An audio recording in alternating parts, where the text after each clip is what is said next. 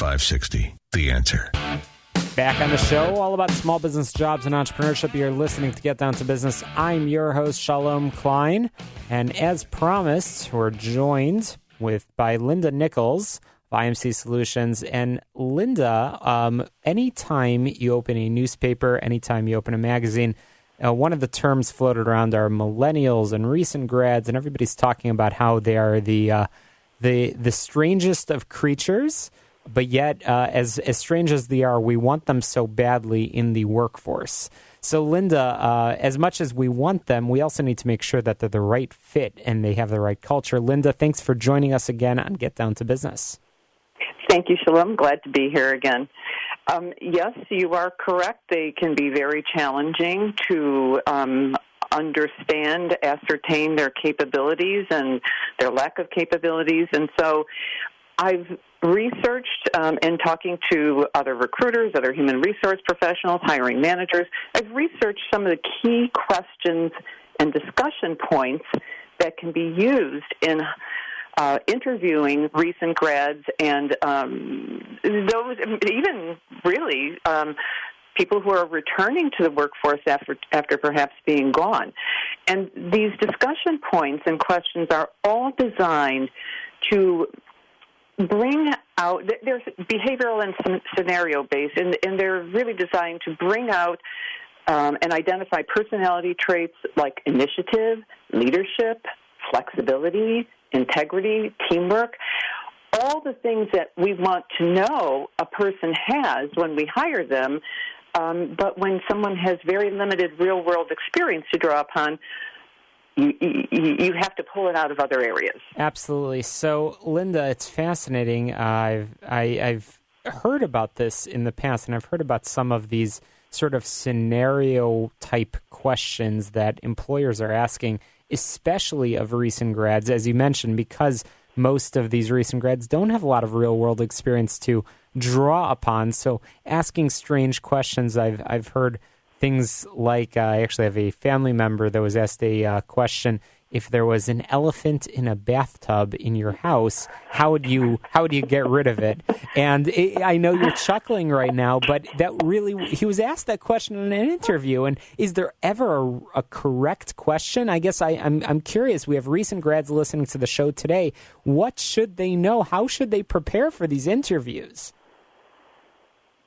That's a wonderful question, too. They should prepare by trying to think through and analyze how their education and their internships, if they've had one, their class projects or volunteer work or even part-time jobs, whatever they were doing, how that could apply to the real world, to the profession that they're trying to get into.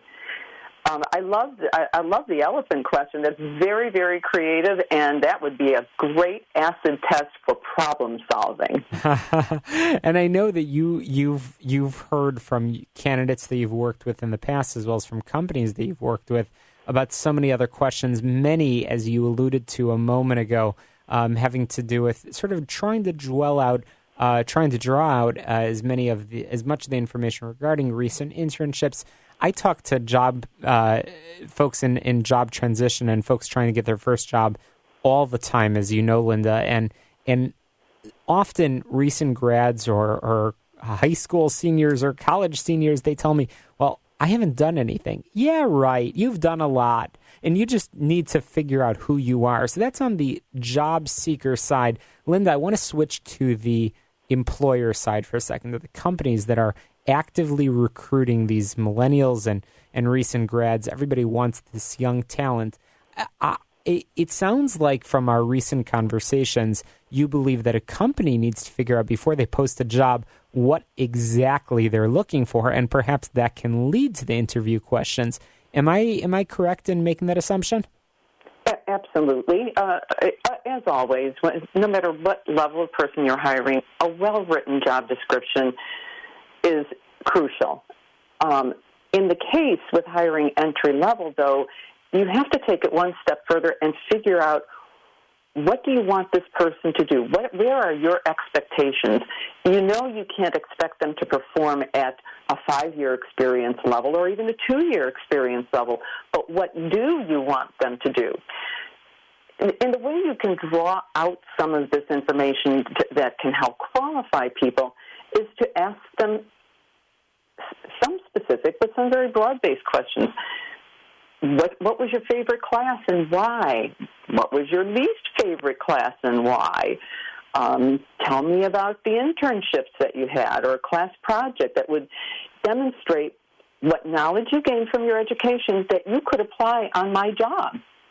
Is there a right or wrong answer to any of these questions?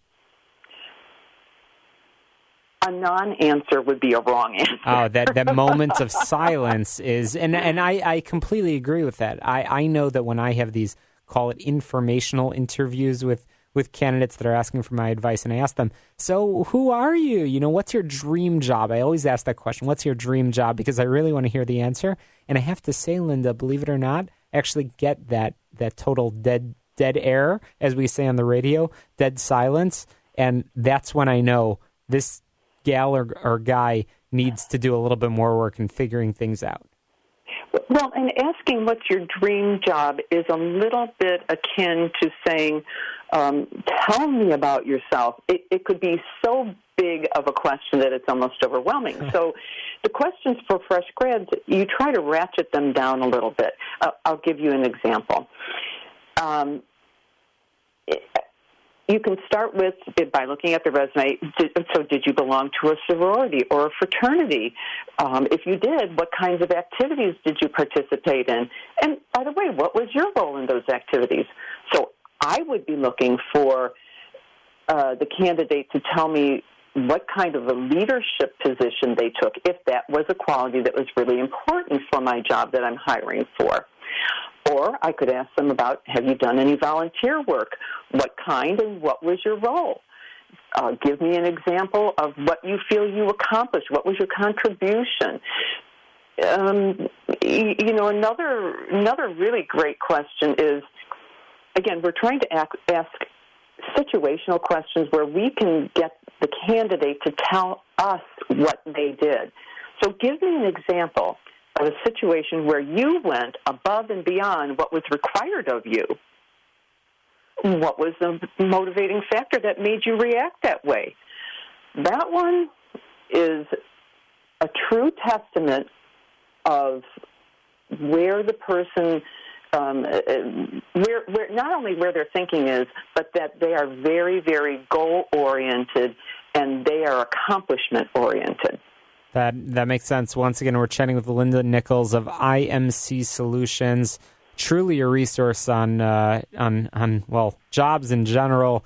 But when we talk about candidates in really any industry, but also talking about employers and what they're looking for, Linda really has her finger on the pulse in terms of hearing what the most recent trends are. So speaking of recent trends, as we quickly run out of time, Linda, often these, especially larger companies, are utilizing what they call the ATS, the automated tracking systems, in the actual application. So how important are these interviewing questions?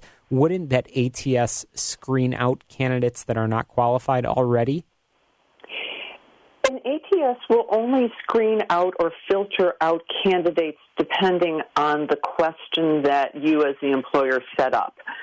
So while an ATS system can, or even Monster or any of the career boards can offer you, the posting employer, some suggested questions, if you really want to drill down to some of these questions that I just ran through, you would have to write those in yourself. So if you wanted to identify a candidate's writing skills, you would want to ask them a scenario-based question that makes them tell you a story.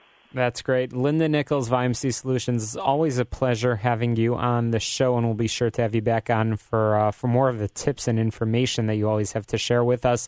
But Linda, in the meantime, you shared a lot of great advice about the interviewing process, both for candidates as well as for employers. How can our listeners reach you if they want to discuss this further? Thank you. Candidates and employers can reach us at 630-637-6200, or they can email me at lnichols@imcsolutions.com, and I'll spell that LNICHOLLS at imcsolutions.com. Fantastic, and a great website it is, imcsolutions.com. After these important headlines, we'll be talking some more about small business jobs and entrepreneurship. You could always download podcasts on my website, shalomklein.com. In the meantime, Chicago, don't touch the dial because we have so much more content and information for you after the break. You're listening to Get Down to Business, the show all about small business jobs and entrepreneurship. It's back.